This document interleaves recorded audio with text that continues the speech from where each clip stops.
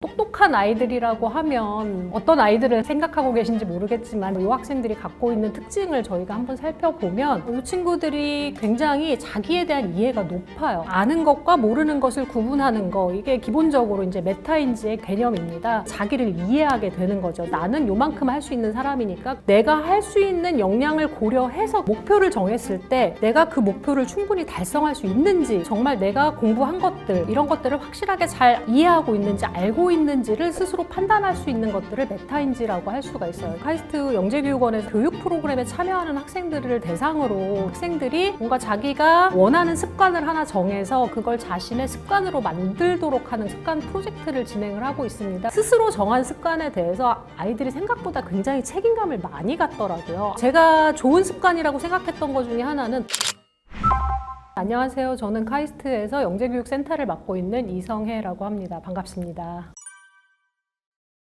습관이라고 생각을 해요. 습관을 다시 말하자면 학생들이 꾸준히 성장할 수 있는 어떤 자신만의 시스템을 구축하는 것이라고 볼 수가 있는데요. 학생들이 장기적으로 성적을 향상시킨다거나 성과를 만들어내는 데 있어서는 좋은 습관을 가지는 게 굉장히 중요하고요. 그게 공부 습관일 수도 있지만 뭔가 자기의 정서나 감정을 관리하는 습관이 될 수도 있고, 나름대로 공부에 집중할 수 있는 어떤 방법들을 찾아서 지속하는 게 굉장히 중요하다고 할 수 있죠. 학생들이 좀 초등학교 시절부터 공부에 관해서 지속할 수 있는 방법을 찾고 그거를 지속적으로 해 나가는 게 사실 가장 중요하지 않나, 그렇게 생각을 합니다.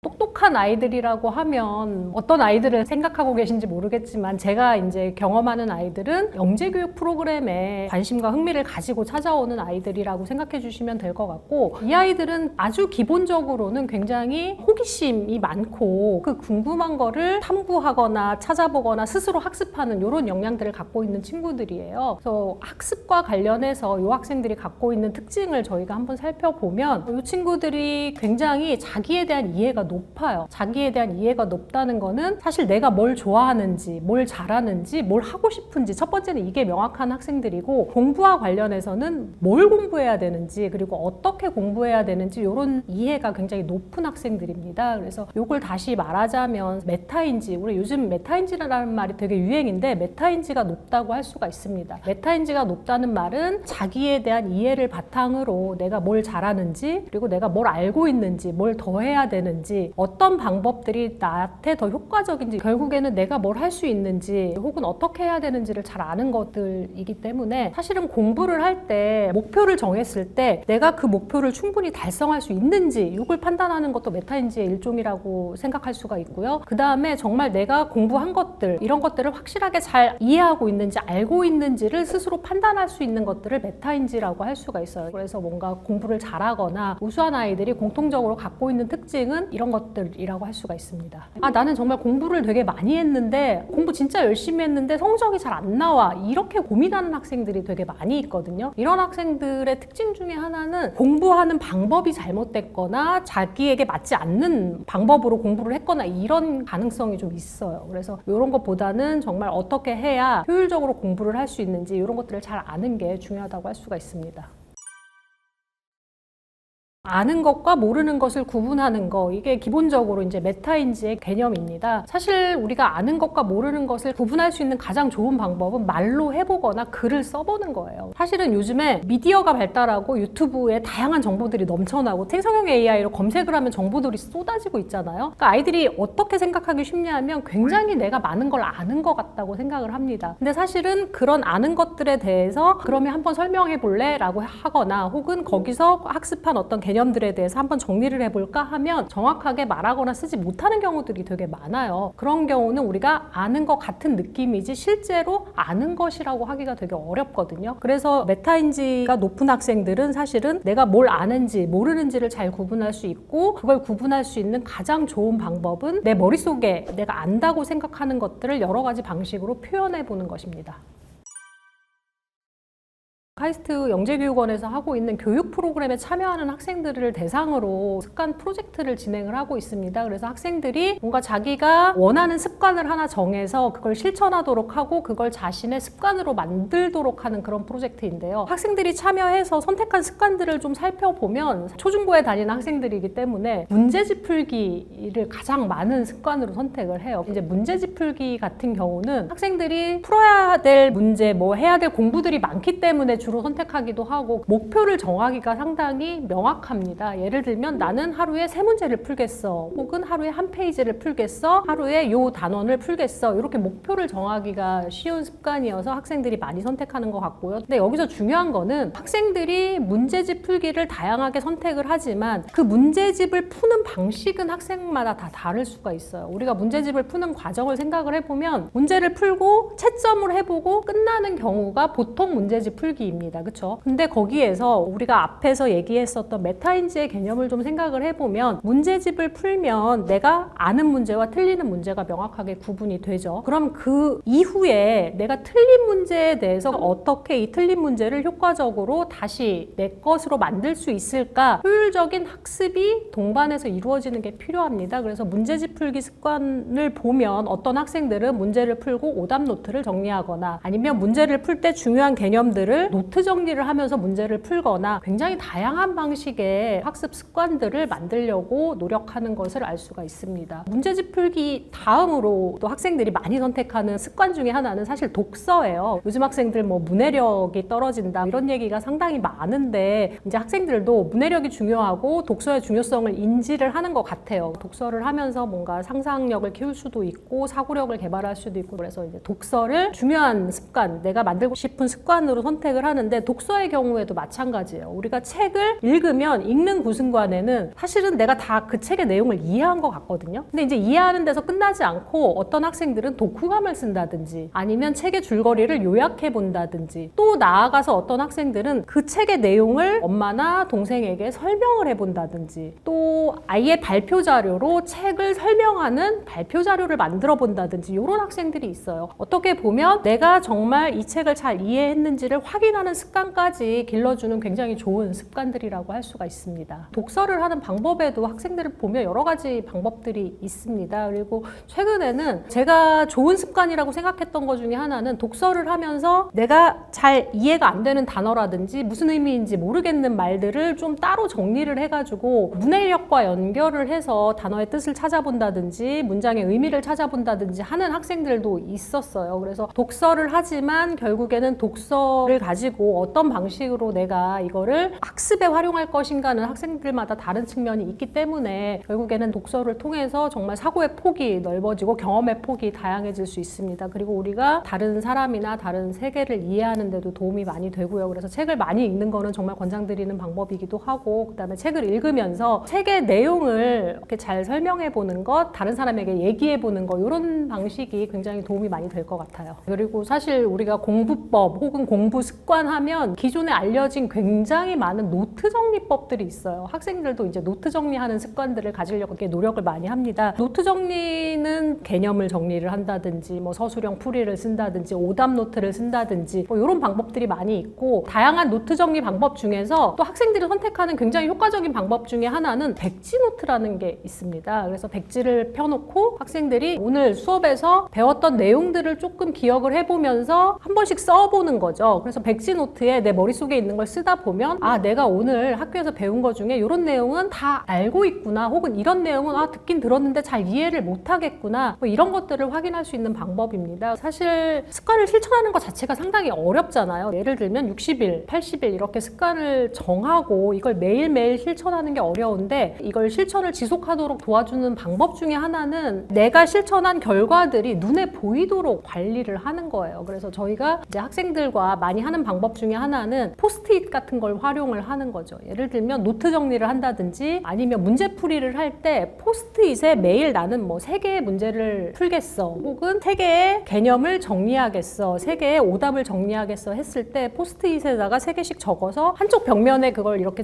채워나가면 이제 내가 얼마나 이걸 실천했는지 학생들도 눈에 보이게 되거든요. 그러면 이제 벽면이 채워져 나가는 걸 보면서 뭔가 뿌듯함을 느끼기도 하고 지금 포기하지 말고 그래도 끝까지 해보자 지속할 수 있는 힘이 생기기도 하고, 그래서 포스트잇 같은 걸 활용하는 것도 굉장히 좋은 방법 중에 하나입니다. 그래서 노트 정리에도 여러 가지 방법들이 있고, 학생들은 노트 정리를 학습 습관으로 선택해서 실천을 하고 있지만 학생들마다 정말 자기에게 효율적인 방법들을 찾으려고 노력하는 것들을 알 수가 있습니다. 영어 단어 외우기 같은 어학 공부도 학생들이 굉장히 많이 선택하는 습관 중에 하나예요. 특히 이제 영어 단어 외우기 같은 거는 사실 선택하기가 좋잖아요. 하루에 5개 외우기, 10개 외우기. 사실은 그 누적되는 숫자를 생각을 해보면 굉장히 성취감이 높은 습관 중에 하나입니다. 예를 들면 5개씩 열흘이면 50개고요. 5개씩 30일이면 내가 수치적으로 150개의 영어 단어를 외울 수가 있는 거죠. 그래서 이런 식의 습관을 선택하는 학생들이 되게 많습니다. 근데 학생들마다 예를 들면 목표를 이렇게 정하는 학생들이 있어요. 영어 단어를 하루에 10번씩 써보기. 이렇게 정하는 학생들도 있고요. 근데 여기서 좀 더 나가보면 우리가 10번씩 쓸 때는 이 영어 단어를 익히는 거 혹은 외우는 데에 목표가 있기 때문에, 또 어떤 학생들은 영어 단어를 외우고 엄마랑 테스트 해보기, 이렇게 또 목표를 정하는 학생들이 있습니다. 여기서 테스트를 해본다는 것은 사실은 내가 학습한 것을, 외운 것을 정말 잘 외웠는지 확인해보는 과정이기 때문에 한 발 더 나가서 메타인지에서 얘기 드린 것처럼 그런 방법을 통해서 진짜 내가 잘 외웠는지를 확인해보는 것도 좋은 방법이 될 수 있을 것 같습니다.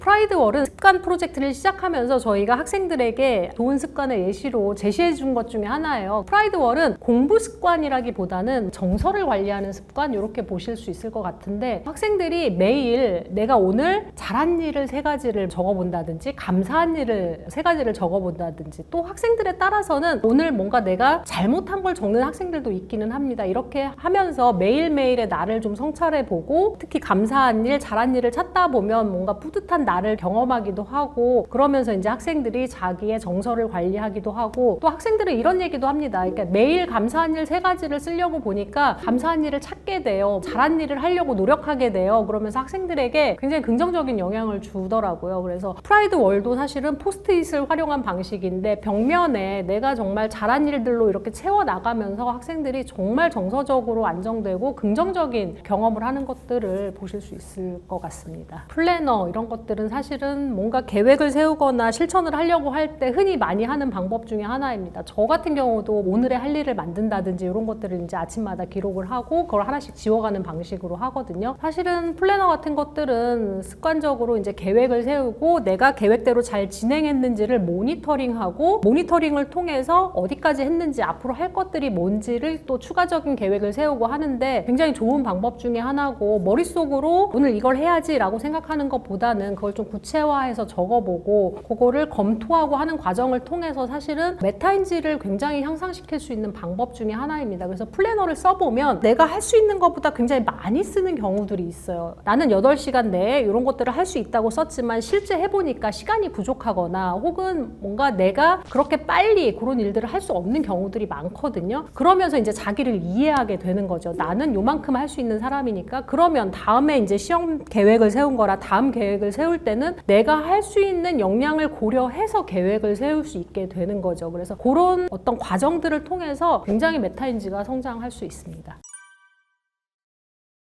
이제 학생들이 뭔가 다 습관에 대한 고민들이 있어요. 공부 습관이 잘 안 돼 있어요. 좋은 공부 습관을 갖고 싶어요. 아니면 또 나쁜 습관을 버리고 싶어요. 그래서 학생들이 습관 문제를 가지고 이제 시작을 합니다. 그래서 학생들이 참여를 하다 보면 뭔가 내가 버리고 싶은 습관 혹은 내가 갖고 싶은 습관들을 선택을 하게 됩니다. 그래서 그런 것들을 습관 프로젝트를 실천을 지속하도록 하는데, 저희가 습관 프로젝트를 진행하면서 학부모님이나 아이들에게 권하는 것 중에 하나는 오늘 당장 시작해도 부담 없는 굉장히 작은 사소한 습관으로 시작을 해라 라고 하는 것입니다. 아마 우리가 뭐 새해 초에 무리한 계획을 세워놓고 첫날부터 습관 자체가 너무 부담이 돼서 몸이 안 움직여지죠. 헬스장에 가야 되는데 오늘 부담스러워서 가기가 싫고 미뤄두고 이러다가 이제 작심삼일이 되고 하는 건데, 그런 것들이 아니라 처음에는 아주 사소한 습관들, 영어 단어 10개가 나는 오늘 너무 힘들고 부담스러우면 2개, 3개로 시작하는 것도 좋은 방법이에요. 그래서 그런 것들로 시작해서 2개, 3개, 4개 이렇게 늘려나가는 방법을 택하도록 하고 있고요. 사실은 그렇게 해서 습관 사이클, 저희는 뭐 8주 정도를 습관 프로젝트를 진행을 했어요. 8주면 56일 정도 되잖아요. 보통 이제 60일 습관 챌린지 이런 것들이 있는데, 그거를 하나 끝내고 나면 끝내는 해냈다는 것에 대한 성취감이 되게 크게 들어요. 아마 그건 어른들도 부모님들도 아마 다 경험을 하실 거예요. 내가 오늘부터 러닝을 하기로 했는데 60일을 뛰었어. 그러면 거기서 오는 어떤 성취감? 아, 내가 해냈구나. 또 다른 말로 성공의 경험이라고 합니다. 그걸 통해서 뭘 가질 수 있냐면 아, 내가 할 수 있는 사람이구나. 저희가 이걸 보통 뭐 효능감이라고 얘기를 하는데 나에 대한 믿음이 되게 커지게 되죠. 그래서 그렇게 작은 습관을 통해서 한 사이클을 경험하고 끝낸 다음에 그러고 나면 나에 대한 믿음, 자신감이 생기고 또 다른 습관에 도전할 수 있는 어떤 도전감이 생기거든요. 그래서 그것들을 반복하면서 점점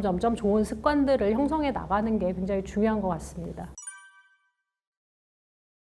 아이들과 이렇게 습관과 관련된 프로그램이나 교육을 하시면서 저희가 경험해 보니까 아이들이 습관을 포기하고 싶었던 순간이 언제냐라고 하면 엄마가 오늘 했어? 안 했어? 뭐 이렇게 물어볼 때 혹은 언제 할 거야? 이렇게 할 때 그냥 그만두고 싶었다고 해요. 왜냐하면 어른들과 마찬가지로 습관이라는 게 지속하는 게 사실 어려운 일이고 하기 싫은 날도 있잖아요. 그럴 때 그냥 사실 하루 쉬어도 큰 문제가 있는 건 아닌데 이제 엄마는 옆에서 보고 너 오늘 왜 안 해? 언제 할 거야? 뭐 이렇게 강요를 한다든지 압박을 줄 때 학생들이 정말 아, 그때 그만두고 싶었어요. 이런 얘기를 많이 해요. 그래서 제가 드리고 싶은 말씀은 제가 이제 학부모님들 습관뿐만 아니라 다른 측면에서도 굉장히 강조를 드리는 것 중에 하나는 아이들에게 어느 정도 좀 자율성을 주시는 것. 습관을 선택할 때도 부모님들이 보시기에는 저런 걸 습관이라고 선택을 해. 너무 사소하고 시시한 뭐 이런 걸 선택하는 게 이제 좀 못마땅하실 수 있는데 그래도 처음에는 결국 아이가 그걸 선택해서 해내는 과정이 더 중요하거든요. 어떤 습관인지 보다는. 그래서 그런 부분에 대해서 아이의 의사를 좀 존중해 주시고 넌 어떤 걸 하고 싶은지 그리고 그걸 해내는 과정에 있어서도 아이가 한번 스스로 끝까지 해볼 수 있도록 좀 지지해 주시는 게 필요한 것 같고요. 그리고 또 하나는 아, 오늘은 몸이 안 좋아서 오늘은 너무 바빠서 혹은 오늘은 정말 내 생일이고 너무 신나게 놀고 싶어서 하루 정도 이제 아이가 하기 싫은 날도 있을 거잖아요. 그런 날에는 공감도 해주시고 응원도 해주시고 이러면서 마칠 수 있도록 도와주시는 게 필요한 것 같습니다. 사실 그 습관이라는 게 하루 안 한다고 해서 정말 큰일이 생기지 않거든요. 그러면 하루 안 했다고 해서 계속 포기하는 건 문제가 있지만 하루 안 했으면 그 다음날 다시 시작할 수 있도록 그렇게 응원해 주시는 게 필요하지 않을까 그렇게 생각을 합니다.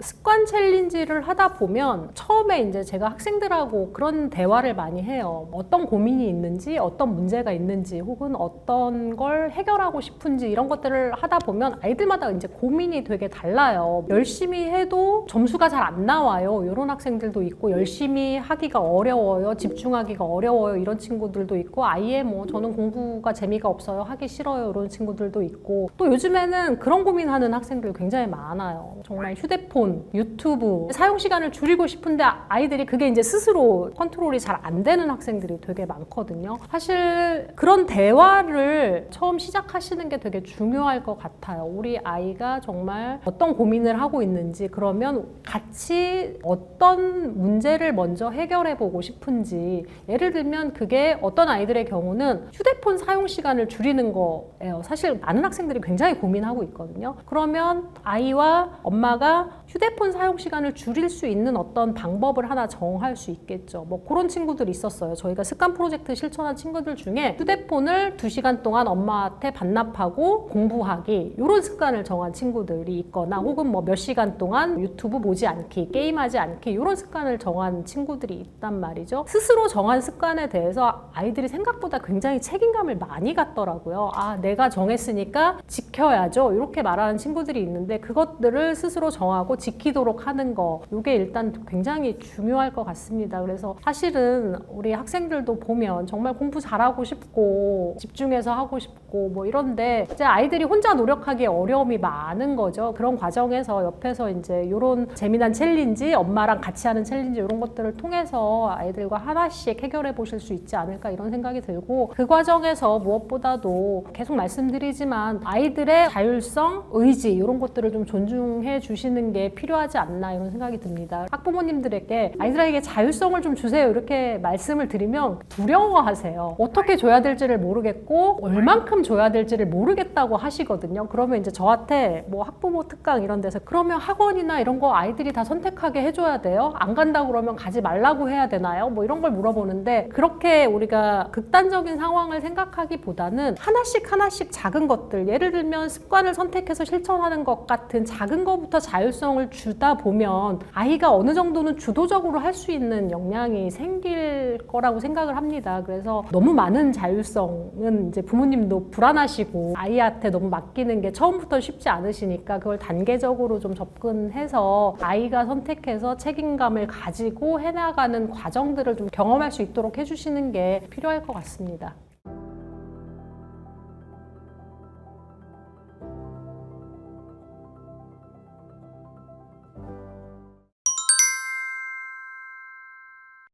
알아서 잘하는 아이들은 좀 효율적으로 공부를 하는 특징이 있습니다. 나한테 잘 맞는 공부 방법을 좀 조기에 찾아서 그런 방법을 꾸준히 실천하는 학생들이라고 할 수가 있어요. 잘 생각을 해보면 나는 이렇게 공부했을 때 공부가 좀 더 잘 된다 하는 방법들이 분명히 있으실 거예요. 사실은 학생들마다 언제 집중이 잘 되는지 어디에서 집중이 잘 되는지 굉장히 다를 수가 있어요. 뭐 도서관에서 공부가 잘 되는 친구가 있을 수도 있고 책상에서 공부가 잘 되는 친구가 있을 수도 있는데 여기서 중요한 거는 어떤 것도 모두에게 맞는 방법은 아니라는 겁니다. 거기서 핵심은 안녕하세요. 저는 카이스트 영재교육센터를 맡고 있는 이성혜라고 합니다. 반갑습니다.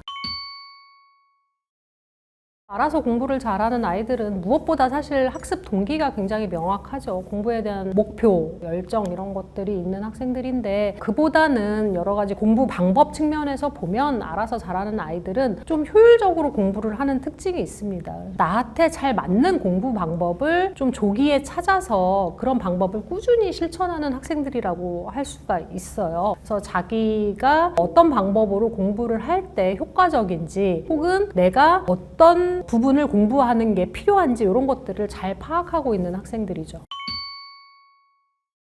우리가 공부를 할 때 사실 제일 중요한 것 중에 하나는 배운 내용을 잘 기억하고 이해하는 게 중요합니다. 근데 사람마다 기억하고 이해하는 방식은 굉장히 다르죠. 저희 이제 공부할 때 생각해 보면 뭔가 노래로 만들어서 공부를 한다든지 뭐 첫 글자를 따서 공부를 한다든지 여러 가지 방식이 있는데 잘 생각을 해보면 나는 이렇게 공부했을 때 공부가 좀 더 잘 된다 하는 방법들이 분명히 있으실 거예요. 내용을 이해하고 기억하는 데에는 기본적으로 뭔가 핵심적인 내용들을 도출해서 한번 써본다든지 요약을 해본다든지 그리고 최근에 많이 소개되는 방법 중에 하나는 내용상의 관계들을 그림으로 그려본다든지 이런 여러 가지 방법들이 있거든요. 내용을 이해하는 가장 좋은 방법 중에 하나는 요약을 해보는 것입니다. 그래서 배운 내용을 내 말로 한번 써보는 거죠. 그거를 뭐 요약 노트를 만들거나 아니면은 뭐 포스트잇에다가 하나씩 써가지고 뭐 이렇게 벽에 붙이면서 내가 알고 있는 개념들을 이렇게 눈에 보이게 한다던가 그런 방법들이 있는데 여기서 중요한 거는 어떤 것도 모두에게 맞는 방법은 아니라는 겁니다. 거기서 핵심은 내가 혹은 우리 아이가 공부할 때 기억하고 이해하는 데 도움이 되는 방법이 뭔지를 한번 찾아보실 필요가 있습니다. 시중에 보면 이해하는 좋은 방법들이 있는데 그것들을 참고하셔가지고 우리 아이에게 맞는 방법을 찾아보시라고 말씀드리고 싶습니다. 메타인지 습관을 기르는 정말 가장 좋은 확실한 방법은 글을 써보거나 말을 해보는 것입니다. 우리가 뭔가를 안다고 할 때 말로 할 수 없으면 사실 아는 것 같은 것이지 정확하게 안다고 하기가 어렵거든요. 저도 말을 할 때 제가 잘 모르는 내용에 대해서는 유창하게 끊임없이 말하기가 사실 굉장히 어렵습니다. 그래서 학습한 내용, 공부한 내용을 말로 설명을 해본다든지 아니면은 기억나는 대로 한번 써본다든지 하면 그게 분명히 구분이 될 거예요. 그래서 TV나 이런 데서 정말 공부 잘한 친구들의 학습법을 소개하는 걸 보면 뭐 백지노트법, 백지노트법은 오늘 학교에서 내가 광합성에 대한 개념을 배웠을 때 학교에서 선생님이 설명을 해주셨을 때는 광합성에 대해서 내가 굉장히 잘 이해하고 있는 것 같거든요. 그럼 백지를 펴놓고 광합성에 대해서 내가 배운 대로 기억나는 대로 한번 써보는 거죠. 그래서 내가 광합성을 충분히 잘 이해하고 있는지 광합성이라는 개념에 대해서 좀 쓰다가 이 부분은 잘 이해를 못하겠고 글로 잘 안 써지면 조금 더 학습이 필요한 부분이라고 볼 수가 있죠. 이런 걸 소개하는 경우도 많이 보셨을 거고요. 또 한 가지 방법은 내가 선생님이라고 생각하고 오늘 배운 내용 내용을 누군가에게 설명하는 방법, 이런 걸 쓰는 학생들이 굉장히 많이 있습니다. 그게 정말 정확하게 내가 아는지 모르는지를 확인하고 내가 어떤 부분을 그러면 더 공부해야 될지를 확인할 수 있는 굉장히 좋은 방법입니다. 시간 관리는 공부 잘하는 학생들이 효과적으로 활용하는 방법 중에 하나예요. 이제 영재교육원에 와서 공부를 하는 학생들을 보면 시간 관리를 어떻게 하는지 물어봤을 때 짜투리 시간을 굉장히 잘 활용하는 학생들이 있어요. 예를 들면 뭐 이동하는 시간에, 뭐 밥을 먹는 시간에 그런 시간을 효율적으로 이용한다, 이렇게 말하는 학생들이 있습니다. 그렇다고 해서 뭐 짜투리 시간에도 공부를 해라, 뭐 밥 먹으면서도 공부를 해라, 그런 얘기는 아니고 본인이 갖고 있는 시간을 효율적으로 쓸 수 있는 시간 계획을 세우고, 예를 들면 집중력을 높이기 위한 것, 똑같은 시간 동안 공부를 하더라도 계속 산만하게 핸드폰을 하거나 주변에 여러 가지 집중을 방해하는 요소들이 있거나 이런 것보다는 내가 집중할 수 있는 시간 관리를 하는 것들이죠. 예를 들면 스톱워치를 켜놓고 학생들이 뭔가 집중하도록 한다거나. 시간 관리 습관의 대표적인 것은 계획표를 관리하는 거죠. 플래너라고도 할 수가 있는데, 이제 시간을 효율적으로 쓰기 위해서 시간을 나눠서 내가 어떤 시간에 무엇을 할지 관리하는 방법 중에 하나입니다. 그래서 시간 관리를 잘 할 수 있도록 도와주기도 하고요. 그 다음에 내가 어떻게 그 계획들을 잘 진행하고 있는지 모니터링 할 수 있도록 도와주기도 합니다. 그래서 시간 관리를 자꾸 연습을 하다 보면 내가 할 수 있는 범위 내에서 시간을 활용할 수 있도록, 계획을 세울 수 있도록 도와줄 수 있을 것입니다.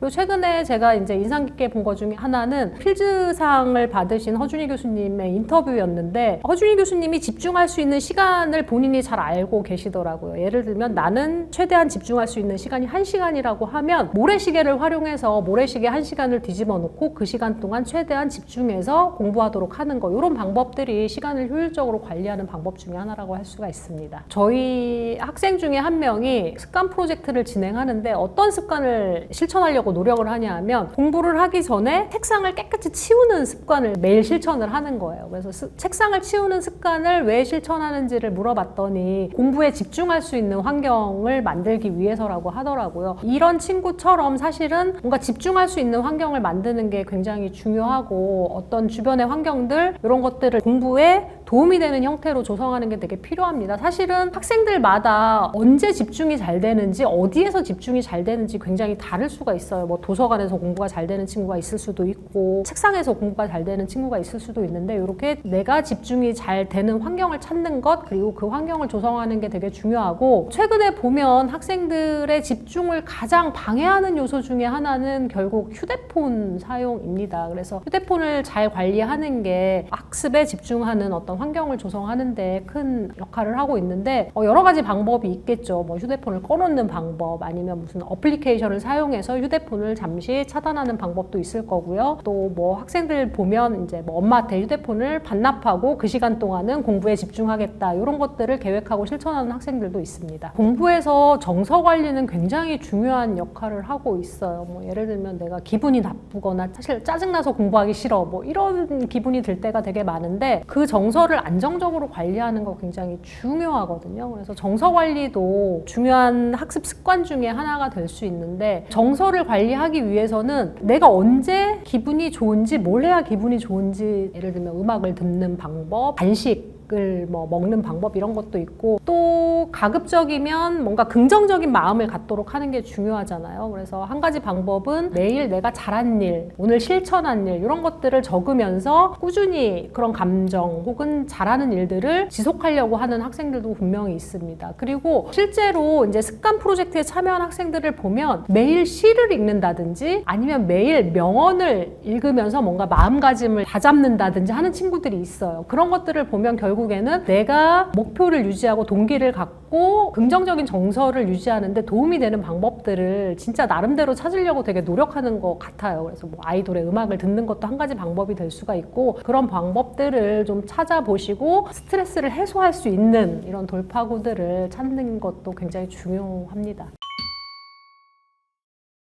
습관 마인드는 말 그대로 내가 뭔가 어떤 습관을 갖고 싶다? 이런 생각이 들어야지 되는 거잖아요. 근데 이제 어른들도 새해가 되면 당연히 뭔가 계획을 세우고 실천을 하려고 하지만 그게 동기가 얼마나 높으냐에 따라서 실천할 가능성이 달라질 수도 있습니다. 그래서 아이들 같은 경우에도 내가 뭔가 습관을 갖고 싶다 이런 마인드를 갖는 게 되게 중요한데, 제가 추천드리는 방법은 아이들도 사실은 자기가 원하는 습관이 분명히 있어요. 그리고 자기가 고민하는 문제가 분명히 있고, 그래서 아이와 얘기를 하다 보면 엄마 나는 정말 공부를 해도 집중이 안 돼요. 그러면 집중력을 늘리는 습관을 한번 실천해 볼까? 이런 방식의 아이의 문제 혹은 아이가 원하는 걸 바탕으로 뭔가 습관을 실천하고 싶은, 습관을 만들고 싶은 동기가 생기도록 하는 게 이제 습관 마인드를 갖는 것이라고 할 수가 있고요. 습관 마인드에서 되게 중요한 것 중에 하나는, 우리가 습관이라는 게 형성되면 좋지만 습관을 만들다가 중단을 하거나 쉴 수도 있는 상황이잖아요. 그래서 정말 뭔가 목표를 높게 갖는 건 좋지만 도중에 습관을 그만두면 혹은 며칠 쉬면 다시 시작하면 되지, 이런 조금 편안한 마인드, 너무 습관 자체에 부담을 갖지 않고 한번 시도해 볼 수 있는 마음을 갖는 게 굉장히 중요한 것 같습니다. 습관을 선택할 때 처음부터 너무 목표를 높게 잡으면 이렇게 몸이 움직이질 않습니다. 이건 사실은 굉장히 뇌과학의 원리하고도 관련이 많이 돼 있어요. 어떤 의미냐 하면, 우리의 머리는 정말 익숙한 걸 하는 방식으로 발달되어 있기 때문에 새로운 것 혹은 내가 하기 싫은 거를 이렇게 기피하는 마음이 있습니다. 그렇기 때문에 습관을 처음에 시작을 할 때는 부담 없이 시작하는 게 굉장히 중요합니다. 누가 봐도 그렇게 사소한 걸 한다고? 예를 들면 시중에 나와 있는 대부분의 습관책에 처음에는 그렇게 얘기를 하고 있어요. 정말 작고 사소한 습관으로 시작해라. 예를 들면 윗몸 일으키기 1개와 같이 지금 시작해도 당장 일어나서 할 수 있는, 제가 지금 당장 일어나서 스쿼트 5개 하라고 하면 부담 없이 할 수 있을 것 같거든요. 이런 습관으로 시작하는 게 중요한 것 같고요. 또 나쁜 습관을 버리는 게 사실 훨씬 더 어렵습니다. 그래서 나쁜 습관을 버리는 것보다는 뭔가 했을 때 기분이 좋아지는 습관, 성취감이 느껴지는 습관, 이런 걸로 시작하는 게 더 좋을 것 같습니다. 그리고 무엇보다 중요한 거는 습관을 실천하는 아이가 원하는 습관, 내가 하고 싶은 거 자율적으로 선택할 수 있도록 도와주는 게 좋을 것 같습니다. 습관 계획, 그러니까 습관을 실천할 계획을 세우는 게 되게 중요합니다. 내가 언제 어떻게 이 습관을 실천할지를 정하는 게 되게 중요한데요. 예를 들면 우리가 운동을 한다고 할 때 언제 할지를 정하기도 하고요. 그 다음에 어디에서 할지를 정하는 것도 중요합니다. 그리고 필요하면 어떤 경우에는 운동을 하기 위해서 뭐 옷을 사거나 뭐 운동화를 새로 사거나 뭐 이런 것도 준비를 할 수가 있겠죠. 이런 계획을 세우는 거. 그리고 습관이 진행되는 과정을 어떻게 관리할까 계획을 세우는 것도 되게 중요합니다. 그래서 습관이라는 게 사실은 꾸준히 지속하는 게 되게 어렵거든요. 그래서 습관을 지속할 수 있도록 도와주는 어떤 방법들이 많이 있어요. 최근에는 이제 어플리케이션 같은 것들이 되게 많이 있죠. 저도 러닝 앱 같은 거를 쓰는데, 러닝 앱이 매일매일 스탬프를 찍듯이 내가 습관을 어떻게 실천했는지를 이렇게 보여주거든요. 그런 것처럼 습관의 어떤 누적된 결과들을 가시적으로 눈에 보이게 관리할 수 있도록 계획을 세우는 게 되게 필요합니다. 뭐 달력에다가 X 표시를 치거나 동그라미를 치는 것도 한 가지 방법이고요. 아니면은 뭐 포스트잇 같은 걸 사용해가지고 벽면에다가 이렇게 채워나가는 방식도 굉장히 좋은 방법 중에 하나입니다. 그래서 습관을 어떻게 관리할 것인가. 그리고 마지막으로 습관 계획에서 되게 중요한 거는, 습관 목표를 정하고 일정 기간 동안 내가 그걸 지속했으면 그런 나에게 뭔가 보상을 해주는 것도 되게 필요하잖아요. 예를 들면 60일 습관을 실천했을 때 아이가 원하는 어떤 것들에 대해서 습관에 대한 보상을 제공해준다든지 이런 것들도 필요하고, 저희 같은 경우는 습관을 지속해서 습관 프로젝트를 끝낸 학생들과 파티처럼 행사를 가지기도 합니다. 그래서 잘 실천한 나를 칭찬해 줄 수 있는 어떤 방법, 이런 걸 생각하면서 습관을 잘 지속해 나갈 수 있을 것입니다. 습관은 정말 아무리 작은 습관이어도 뭔가를 꾸준히 지속하는 건 굉장히 어려운 것 같아요. 그건 저한테도 상당히 어려운 일인데, 습관을 지속할 수 있는 좋은 방법 중에 하나는 습관의 난이도를 낮추는 것입니다. 습관의 난이도를 낮추는 방법은 작은 습관을 선택하는 방법도 있고요. 내가 했을 때 즐거운 습관을 선택하는 방법도 있습니다. 그 외에는 습관을 어떤 내가 기존에 매일매일 하던 행동에 이어서 할 수 있도록 계획을 한번 세워보시는 거예요. 전문가들은 뭐라고 말을 하냐 하면 기존에 내가 뭔가 루틴이 되어 있던 거, 내가 일상적으로 하던 어떤 행동에 붙여서 습관을 실천하라고 얘기를 합니다. 예를 들면 내가 매일 물을 마시는 습관을 갖고 싶으면 아침에 늘 우리가 일어나면 샤워하고 양치를 하잖아요. 양치하고 물 마시기, 이렇게 기존의 루틴으로 하던 행동에다가 습관을 붙여서 실천하는 방법을 추천하기도 하고요. 저 아는 분 중에 실천하고 싶었던 습관 중에 하나가 물을 많이 마시는 거였어요. 예를 들면 하루에 물 2리터 마시기. 그러면 어떻게 실천을 했냐면 물을 한 달치를 사놓고요, 한 개씩 없애 나가는 거예요. 그럼 물이 줄어드는 게 보이잖아요. 그러면서 이제 습관을 조금 더 효율적으로 그리고 뭔가 지속적으로 실천할 수 있었다는 얘기를 하기도 합니다. 그런 방법들을 찾아서 내가 이런 방법을 썼을 때 그래도 습관을 잘 실천할 수 있겠구나, 이런 전략을 찾는 것도 중요합니다. 습관을 만드는 것 혹은 공부를 하는 것 사실 굉장히 아이들에게 어려운 일입니다. 그럴 때 이제 아이들한테 필요한 거는 부모님의 응원과 지지가 가장 힘이 된다고 합니다. 실제로 아이들이 많이 했었던 얘기들이에요. 그래서 뭔가 정말 오늘은 너무 하기 싫고 뭐 이런 날이 있잖아요. 그럴 때 이제 왜 안 해? 빨리 해! 라고 하는 말보다는 뭔가 오늘 힘들지? 이렇게 공감하는 말, 그리고 그러면 오늘 하루 쉬고 한번 내일 해볼래? 이렇게 하는 말들이 훨씬 더 아이들한테 도움이 된다고 해요. 이건 뭐 제 얘기가 아니라 실제로 아이들의 얘기였고, 그랬을 때 엄마가 그렇게 나를 믿어주고 지지해줄 때, 엄마가 그래 그러면 오늘 하루 쉬어도 돼 라고 했을 때 다시 하고 싶은 어떤 힘이 생긴다고 하거든요. 그렇지만 반대로 너 오늘 왜 안 해? 언제 할 거야? 이렇게 말할 때 정말 하기 싫었다고 아이들이 그렇게 얘기합니다. 사실은 어떻게 보면 단 한마디의 차이거든요. 엄마가 나를 이해하고 공감해 주느냐, 아니면 왜 오늘 또 안 하냐고 강요를 하느냐, 이런 단 한마디의 차이인데 아이들은 거기서 굉장히 큰 차이를 느끼는 것 같아요. 그리고 특히 내가 정말 하기 싫고 힘든 거를 누군가 공감해주고 있다는 게 굉장히 중요한 것 같습니다. 그래서 항상 이렇게 좀 옆에서 격려해 주시고 응원해 주시는 게 필요하다고 생각을 합니다. 제가 이제 습관과 관련해서 부모님들께 굉장히 많이 드리는 말씀인데, 사실 습관은 아이들한테만 필요한 건 아니거든요. 부모님들도 저도 그렇고 갖고 싶은 습관이 있어요. 그리고 그거 혼자 하는 거 되게 어려운 일이어가지고 사실은 아이랑 부모님이 같이 하나씩을 정해서 실천하도록 해본다든가, 뭔가 가족들이 뭐 단톡방 같은 걸 만들어서 그 안에서 매일매일 실천한 결과를 공유한다든지 하는 것들이 굉장히 좋은 전략 중에 하나고, 그러다 보면 또 이게 뭐 경쟁이 되기도 하고 또 서로 응원이 되기도 하고, 또 아이 입장에서는 나 혼자 힘든 게 아니야 라는 마음도 들고 하니까 사실은 굉장히 가정에서 쉽게 실천해 볼 수 있는 방법 중에 하나입니다. 그래서 정말 작은 것들을 하나씩 정해서 해보시고, 끝나면 또 가족끼리 축하도 하시고 즐거운 시간을 보내신 후에 또 다른 목표에 도전해 보시고, 이런 것들을 추천드립니다.